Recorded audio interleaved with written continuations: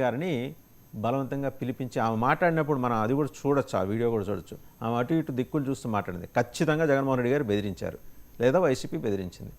So ఈ కారణాలను బట్టి సెక్షన్లు భారత న్యాయ సంహితలో కొత్త సెక్షన్లు ఏమన్నా ఉంటే దాన్ని ఫైండ్ అవుట్ చేసి ఈ బెదిరించినందుకు గాను ఆయన మీద కేసు నమోదు చేయబోతున్నారు. తక్షణం అరెస్ట్ చేసే అవకాశాలు కూడా లేకపోలేదు. వీటన్నిటి మీద మాట్లాడటానికి మనతో ఉన్నారు పొలిటికల్ అనలిస్ట్ కేఎస్ ప్రసాద్ గారు. ప్రసాద్ గారు, ఇప్పటికే తాడేపల్లి వైపు పోలీసు బలగాలు బయలుదేరినాయి. తాడేపల్లి నివాసం వైపు జగన్మోహన్ రెడ్డి గారు, వాళ్ళు ప్యాలెస్ అంటారు, ఆయన నివాసం వైపు బయలుదేరినాయి. ఏ క్షణంలో అయినా ఆయన అరెస్ట్ చేయొచ్చు. ముందు ఆయన అక్కడ ఉండాలి కదా, లేదు కదా. నేను బెంగళూరు వెళ్ళిపోయాడు 11:30కి. బెంగళూరు కూడా వెళ్ళొచ్చు, పంపిస్తామనండి, వెళ్ళి అరెస్ట్ చేయమనండి. ఇప్పుడు మనకు చట్టం, న్యాయం, ధర్మం ఇవి ఏమైనా ఉంటాయని తెలిస్తే దాని గురించి ఏదైనా మాట్లాడవచ్చు. ఏందో నాకు అర్థం అవ్వట్లేదు. నిన్న కోర్టు ఏ విధంగా మాట్లాడిందో పంచనామా రిపోర్ట్ చూడండి. నెక్స్ట్ వాళ్ళు ప్రొడ్యూస్ చేయబోయేదో లేదా ప్రొడ్యూస్ చేసినో దాని ఏమంటారు పోస్ట్ మార్టం రిపోర్ట్ ఏముందో దాని సారాంశంలో ఒకసారి ఉంటే విశదీకరిస్తే దాని మీద ఫర్దర్ ఎక్స్టెన్షన్ వెళ్ళొచ్చు. పైపచ్చి వీళ్ళు అడిగింది గౌరవ న్యాయస్థానానికి, మాకు ఎక్కడి నుంచో ఒక వీడియో వచ్చింది, వీడియో ఆధారంగా కేసు కట్టాము. ఈ వీడియో ఆధారంగా కేసు కట్టిన దానికి పూర్వపరాలకు ఎతకడానికి మాకు 2 వారాల టైం కావాలని గౌరవ న్యాయస్థానంలో ఈ ప్రభుత్వం తరపున వాదించిన లాయర్ల యొక్క ప్లీ. సో ఇవన్నీ పరిగణలోకి తీసుకోకుండా వీళ్ళు ఏది పడితే అది నెరేటివ్స్ రాసిస్తే ఏమనాలో నాకైతే అర్థం కావట్లే. ఆఖరికి నిన్న కోర్టు హాల్లో శ్రీనివాసరెడ్డి గారు కూడా ఏ విధంగా ప్రతిస్పందించారు గౌరవ జడ్జి గారు. ఆయన్ని కూడా ట్రోల్ చేస్తున్నారు అని చెప్పి పాపం ఆయన అక్కడే హైకోర్టులోనే ఆయన వ్యాఖ్యానించడం చాలా గట్టి వాయిస్తో మాట్లాడాడు. ఆయన ఏంది జడ్జిమెంట్లకి అన్నీ ఇచ్చేస్తారా, అది మీరే ఇచ్చేయండి ఏంటిదని. సో ఇవన్నీ గమనించి మనం దీంట్లో అసలు చాలా ఆశ్చర్యకరంగా ఉంది సార్. జగన్మోహన్ రెడ్డి గారు వాళ్ళ ఇంటికి వెళ్ళి పరామర్శించి బెదిరించారంటే పోనీ మీరు అన్నది, వాళ్ళు ఈయనింటికి వస్తే ఎవరు బెదిరిస్తారు సార్? చట్టం ఏం చెప్తోందండి? విక్టిమ్ని తోటి ఎక్యూజ్డ్ మాట్లాడచ్చా? నేను చట్టం గురించే మాట్లాడుతున్నాను. ఇక్కడ మానవీయ కోణం తీసి పక్కన పడేయండి. విక్టిమ్ని నేను నా ఇంటికి పిలిపించుకొని మాట్లాడచ్చా? నేను ఎక్యూజ్డ్ని, నేను నిందితుడిని నా కేసులో.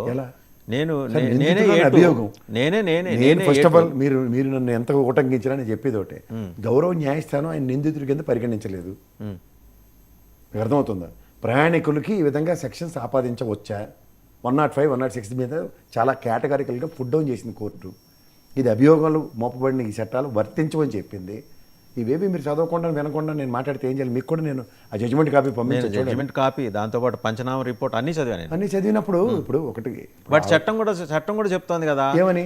నేను ఎట్లా ఒక ఎక్యూజ్ నేను ఎట్లా బెదిరిస్తానండి? విక్టిమ్ని పిలిపించి బెదిరించచ్చా? అసలు ఎక్యూజ్డ్ కాదన్న విషయం ఎస్టాబ్లిష్ అవుతుంటే ఎక్యూజ్డ్ వచ్చి బెదిరించాడంటే ఎక్యూజ్డ్ వెళ్ళి బెదిరించాడా? ఎక్యూజ్డ్ ఇప్పుడు పిలిపించుకొని కూడా బెదిరించవచ్చు కదా. రూలింగ్ గవర్నమెంట్ తెలుగుదేశందా వైఎస్ఆర్సీపీదా? ఇది ప్రజలు గ్రహించమనండి ఫస్ట్.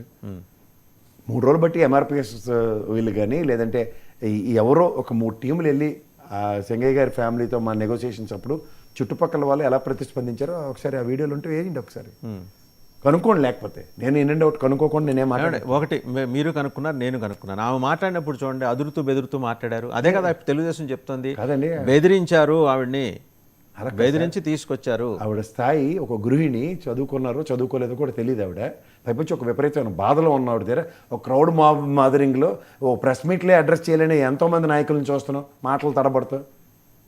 పవన్ కళ్యాణ్ గారు అక్కడికి వెళ్ళి ఏకంగా దేవుడు నా భక్తుడు అని చెప్పాడు. మరి అలాంటి తడబాట్లు కనబడవా? ఇవి నాకు అర్థం కావట్లేదు సార్. ఇప్పుడు ఒక ఆవిడ స్థాయికి ఆవిడ ఆ విధంగా అంత బాధలో బయటకు వచ్చి మాట్లాడమే. పైపచ్చి ఆవిడ ఎంత క్లియర్గా చెప్తున్నారా, 2 మరణించిన కుటుంబాలు, మా అబ్బాయి ఒక డైహార్డ్ ఫ్యాన్ జగన్మోహన్ రెడ్డికి, ఆయన చూసిన ఉద్వేగంలో హార్ట్ అటాక్ వచ్చి చచ్చిపోయాడు వాళ్ళ నాన్నగారు. ఈవిడ వాడు సొంత భార్య, ఆయనకి ఆ భార్య ఏ విధంగా ప్రతిస్పందిస్తుందో ఒకసారి గమనించండి. బెదిరింపు ఏంటండి సార్? నాకు అర్థం కాదు. మీడియా మిత్రులు ఉంటే తిరిగి ఎలాంటి క్వశ్చనింగ్లు ఉంటాయి? ఆ క్వశ్చనింగ్లు ఏమి లేకుండా కొన్ని క్రిస్ప ఆవిడ మాట్లాడిందే మీరు వేస్తున్నారు. ఇన్ జనరల్గా ఏ జర్నలిస్టు తిరిగి అడగడా? అడిగారు కదా, మరి అడిగితే బెదిరించారమ్మా. ఆవిడ కళ్ళు తేలేసి కొద్దిగా కంగారు పడ్డారని కదా వార్తలు వచ్చినాయి. మీరు ఈ తెపేలా ఛానల్ చూస్తే వాళ్ళకి అనుగుణంగా స్క్రిప్ట్లు అలాగే ఉంటాయి.